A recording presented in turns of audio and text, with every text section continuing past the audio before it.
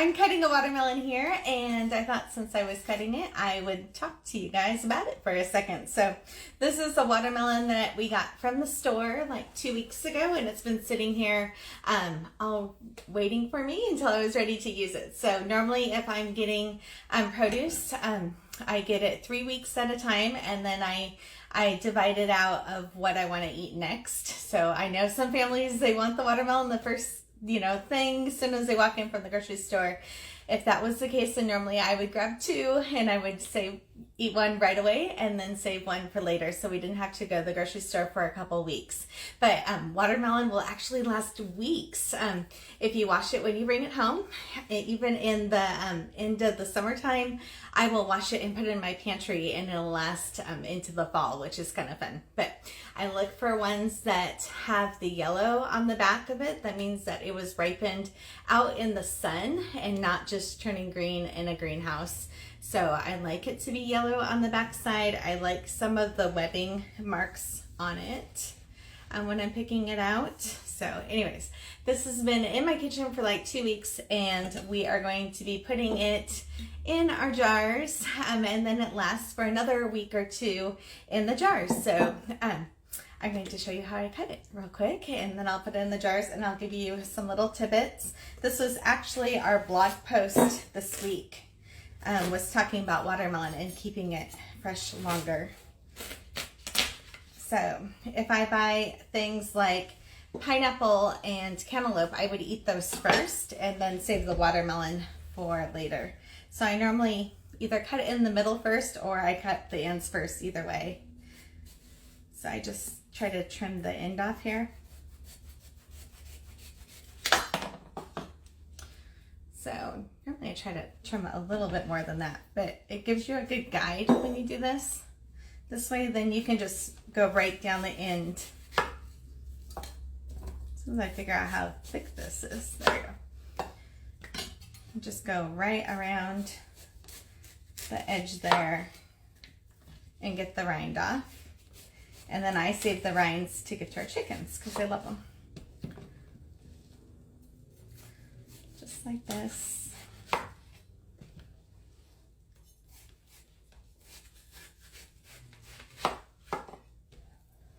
So the strawberry post from yesterday has been shared like 47,000 times. So if you're brand new because you just found us from the strawberries in a jar post, overall it's been shared over 17 million times, and then just in the last 16 hours like another 47,000 times. So if you're brand new here, I am Amy. This is the Cross Legacy. It's called the Cross Legacy because our last name is Cross. I'm Amy Cross, and the Cross Legacy is our family motto. So that is what I had decided to pick for a name when last summer I decided to make my very first blog post. So 10 months ago, I decided to make a blog post and do an Instagram, and we were in the middle of a kitchen remodel, and I just decided to start making posts. And one of the first things I did was a strawberries in a jar post, just as I was trying to figure out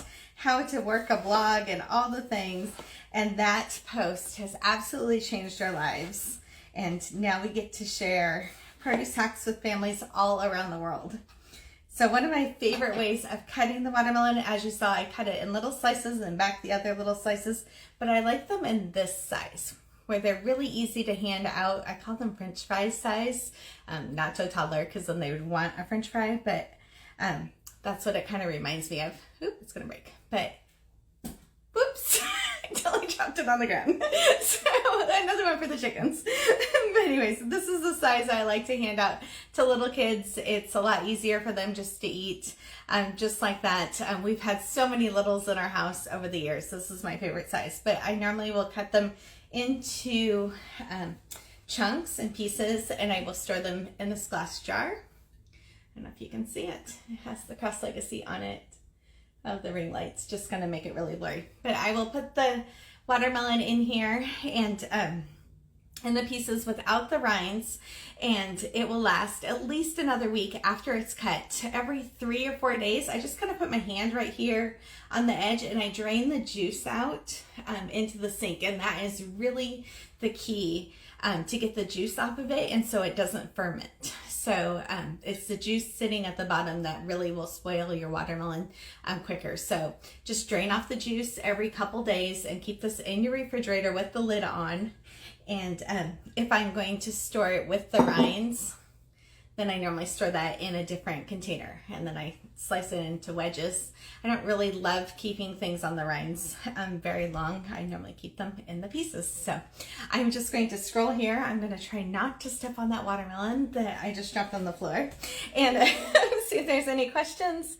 And then I'm going to jump off of here. So we'll put this up as a story, and I think it's also in the highlight bubbles that has the full post to go to the watermelon. Sorry, I'm just trying to scroll and see if there's any questions. But we will put it up as a story. So if you're seeing this in the next 24 hours, it will be as a story, but it'll also be a highlight bubble on Instagram that will say watermelon, and it'll take you to the link to our blog. So if you're brand new here, we have a blog. It's called 𝐿𝐻𝐿𝐒gacy.com or the 𝐿𝐻𝐿egacy.com/blog.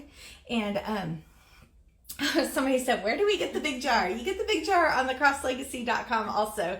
We're in the middle of a Kickstarter program right now, and so the jars are on Kickstarter. So if you go to 𝐿𝐻𝐿egacy.com, and then I also have a YouTube, I can talk. I have a YouTube channel. We have TikTok. We have all of the things.